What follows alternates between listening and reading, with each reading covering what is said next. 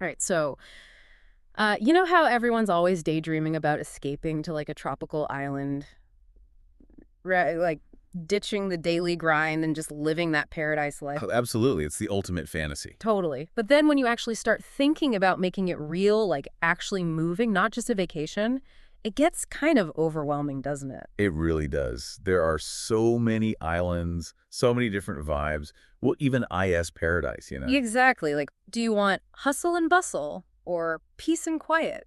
Secluded beaches or a vibrant social scene? It's a lot to consider. You really have to prioritize. Which is where this deep dive comes in. We're lucky enough to have our hands on this awesome guide from Ocean Worldwide. They're a real estate agency in Phuket. Oh, nice. So they definitely know their stuff when it comes to finding the perfect island to call home. Right. They've broken down some of the most popular Thai islands for people who are thinking about making that permanent move. The details are amazing, like way beyond just your typical travel blog. Ooh, I like the sound of that. Getting into the nitty-gritty is key for actually making a decision like this. Okay, so should we jump right in? Where do you even begin with choosing an island to live on? Well, I mean, we have to start with the Queen, right? Okay. Yeah. It's not called the Pearl of the Andaman for nothing. That's true. It's definitely the most famous, at least to tourists. But is it all like overdeveloped and overrun? That's the thing about Phuket. There's actually tons of variety. Like take Surin, for example. It's got this nickname, Millionaire's Row, with the luxury resorts and all that. Okay, Millionaire's Row, now you're speaking my language. Right. High-end dining, boutique shopping. But here's the thing. It's not just a playground for the super rich. Oh, really? Tell me more. So Surin is part of this cluster of neighborhoods that each have their own distinct vibe. Mm-hmm. There's Bangtao, which has this amazing long beach that's super swimmable, perfect for families. Okay, I could get down with that. And then there's Chungtale, which is a big expat hub. Lots of families there, so you've got international schools, sports clubs, you name it.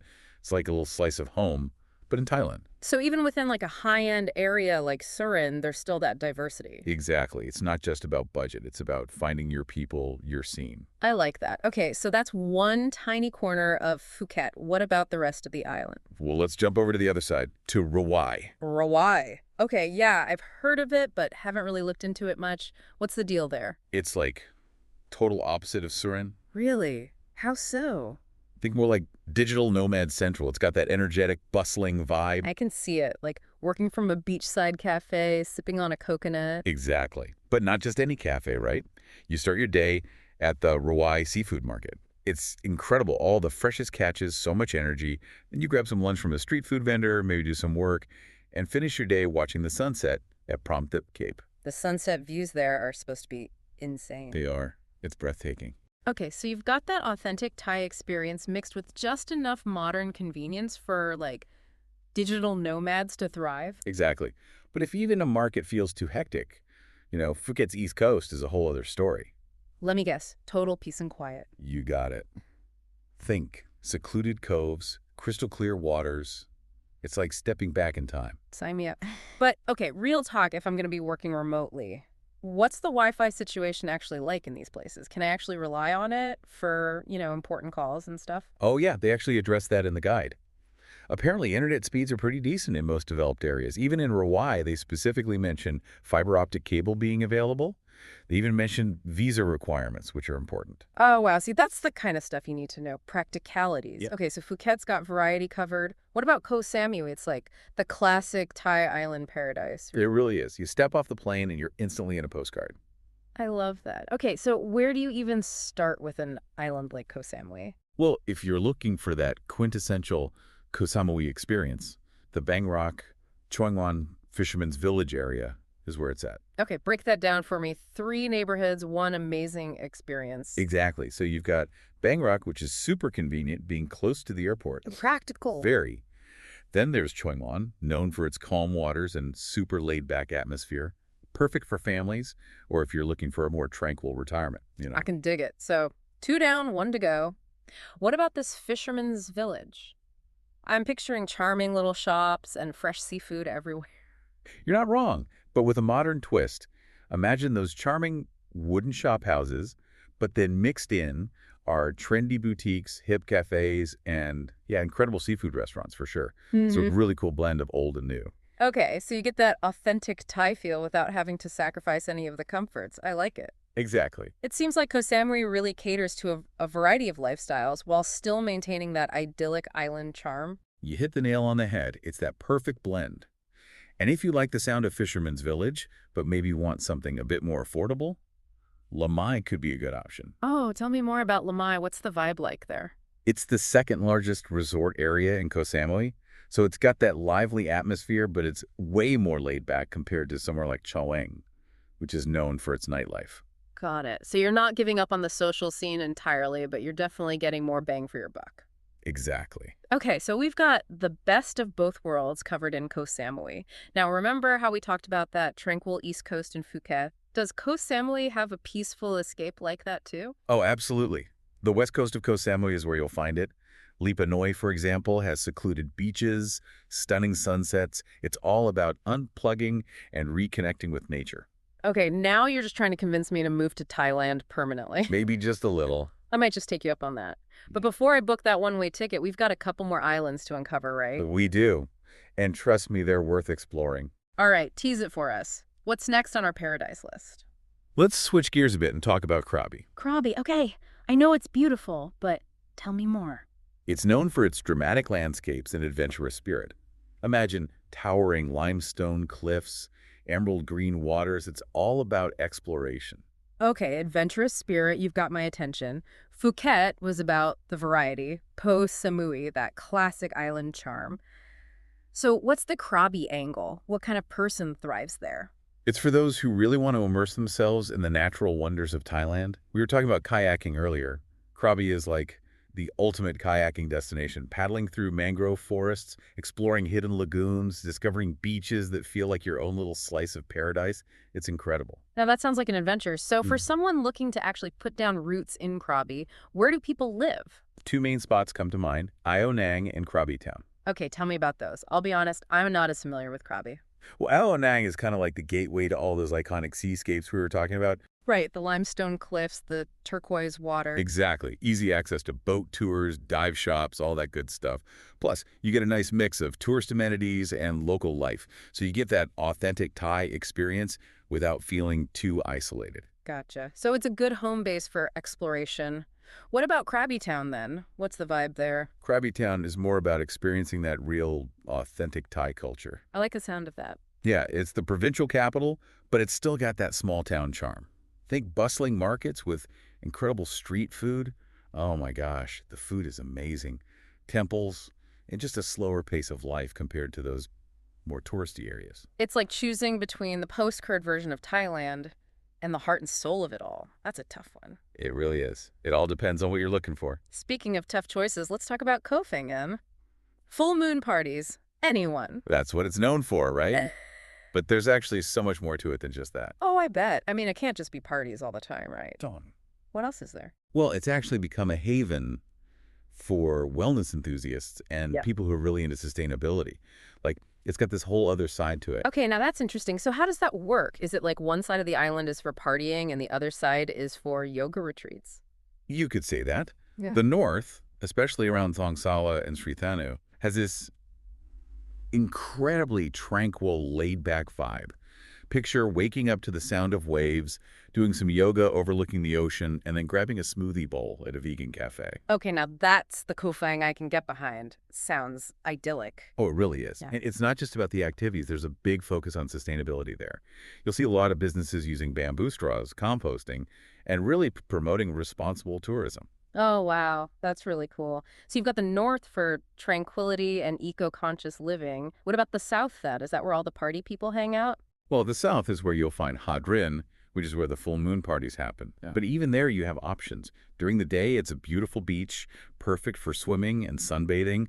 And then, as the sun sets, the energy shifts and the party atmosphere starts to kick in. So even within a place known for partying, you can find your own pace. Exactly. And that's kind of the beauty of Thailand, you know? It's so diverse. There's literally something for everyone. I love that. And it goes back to what we were saying earlier, right? It's about defining paradise for yourself. Exactly. Not trying to fit into some preconceived notion of what it should be. Whether you're drawn to that luxury of Phuket or the classic charm of Koh Samui, the adventurous spirit of Krabi, or the multifaceted personality of Koh Phangan, there's a piece of paradise out there waiting for you. It's just about finding it. But before we get ahead of ourselves, that's it for part one of this deep dive. We'll be back next time to really dig into how to choose the right island for you. All right, so where were we? Oh, yeah, Uh, Fisherman's Village. It's like that perfect blend of old and new. Right. Right, it really is. You've got those charming wooden shop houses, but they're interspersed with like trendy boutiques and those hip cafes you see all over Instagram. Hmm. And of course, you can't forget the seafood restaurants. Oh, for sure. Fresh seafood is a must when you're living that island life. Absolutely. I'm really picking up on this theme of variety with these Thai islands. Like each one caters to different lifestyles, but still maintains that idyllic charm that makes you want to pack your bags and move tomorrow. Right, it's all about finding your perfect match. Exactly. Okay, so say you love the sound of Fisherman's Village, that energy, that charm, but maybe you're on a bit of a budget. Is there anywhere else on Koh Samui that might tick those boxes? Hmm. Well, there's Lamai. Lamai. Okay, tell me more. I'm not as familiar with that one. So it's actually the second largest resort area in Koh Samui. Oh, wow. I had no idea. Yeah, it often gets overlooked, but it's got a really cool vibe. Much more laid back and affordable compared to, say, Chuang, which is known for being a bit more lively, especially at night. Got it. So still lively, but maybe a bit more low-key and easier on the wallet. Exactly. You can still find great nightlife and restaurants, but it's definitely more chilled out compared to some of the other areas. I like it. Okay, so we've covered the bustling side of Koh Samui, the more affordable option, and the tranquil West Coast. It's like having a choose-your-own-adventure novel for island life. Right. And that's the beauty of it. You can really tailor your experience to match what you're looking for. I'm already dreaming of those sunset views. But we can't stay on Koh Samui forever, can we? We've still got more islands to explore. So many more. And trust me, they just keep getting better and better. All right, you've definitely piqued my interest. What's next on our paradise list? Let's switch gears a bit and head over to Krabi. Krabi. Okay. I've heard amazing things about the natural beauty there. It's truly stunning. Big, towering limestone cliffs, emerald green waters, hidden lagoons. It's like something out of a movie. Okay, stop. I'm already sold. But what about for people who are thinking about actually living there? Where do they tend to settle down in Krabi? Well, two main areas come to mind. Ao Nang and Krabi Town. Okay, break those down for me. What's the vibe of each? So Ao Nang is kind of like the heart of it all. It's where you'll find that iconic Long Beach, tons of restaurants, bars, shops. So it's got that bustling tourist energy. It does, but it's also a great base for exploring everything Krabi has to offer. You've got easy access to boat tours, island hopping trips, all that good stuff. Sounds like a good mix of adventure and convenience. Exactly. And then there's Krabi Town. It's a bit more laid back, more of a local vibe. I like that. It's always cool to experience the authentic side of a place. Right. It's got a really cool energy. You can spend your days exploring the local markets, trying street food, visiting temples. It's a nice change of pace from the more touristy areas. Okay, so you've got Ao Nang for that bustling, adventurous vibe, and Krabi Town for a more authentic, local experience. Yeah. It's like choosing between two different sides of the same coin. I like that analogy. It's all about figuring out which side resonates more with you. This is getting tough. So many amazing choices. Speaking of tough choices, let's talk about Koh Phangan. Full moon parties. Anyone? Ah, Koh Phangan. It's definitely earned its reputation for those legendary parties. Right, but I have a feeling there's more to this island than meets the eye, right? It can't just be parties 24/7. You'd be surprised. While Koh Phangan is famous for its full moon parties, it's also becoming increasingly popular for wellness retreats and ecotourism. Okay, now that's interesting. So how does that work? Is it like one side of the island is for partying and the other side is for yoga and meditation? You could say that. The north of the island, particularly around Thong Sala and Sri Thanu, has this incredibly tranquil, laid-back vibe. It's all about yoga retreats, vegan cafes, and connecting with nature. Okay, see, now that's the Koh Phangan I can get behind. It's like finding your zen amidst the chaos. Exactly. And it's not just a facade. There's a genuine commitment to sustainability in those areas. You'll find lots of businesses using bamboo straws, composting food waste, promoting responsible tourism. It's really refreshing. I love that. So we've got the north for tranquility and eco-conscious living. What about the south? Is that where all the party people hang out?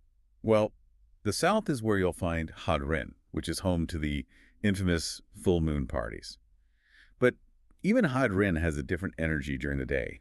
It's a beautiful beach with crystal clear water, perfect for swimming, sunbathing, just relaxing. So even within a place known for its party scene, you can still find your own little slice of peace. Exactly. It's all Uh, about knowing where to look and what you're looking for. so it sounds like even on Koh Phangan, you can have the best of both worlds. Tranquility in the north, parties in the south, something for everyone. You got it. And that's what's so cool about this guide. It really highlights that no matter what your lifestyle is, there's a place for you in Thailand. It's about finding that island, that neighborhood that speaks to you on a deeper level. I love that because it's not about trying to fit into some preconceived idea of what paradise is supposed to be, right? It's about defining it for yourself. Exactly. Whether you're drawn to that luxury vibe of Phuket, or maybe it's that classic island charm of Koh Samui that calls to you, or even the adventurous spirit of Krabi, or that multifaceted personality of Koh Phangan. It's out there. It's about finding your people, your pace, your version of paradise. Exactly. Man, this deep dive has been eye-opening. We've gone from feeling overwhelmed by the choices to actually feeling kind of empowered. I know, right? It's exciting, taking Yeah. that dream of island life and actually making it a reality. It's about taking that leap. So for anyone listening who might be feeling that pull toward a tropical escape, what's like one piece of advice you would give them as they start planning their adventure? Don't just picture yourself on vacation, picture your life there. Think about your daily routine. What does that look like? What kind of community do you want to be a part of? Do you want to be surrounded by other expats or immerse yourself in the local culture? Once you have a better sense of what matters most to you, you can start narrowing down those options and finding the island that feels like home. Don't just dream it, live it, but do your homework first. All right, on that note, I think it's time for me to update my vision board and book a flight. Until next time, keep exploring, keep dreaming, and keep diving deep into the possibilities.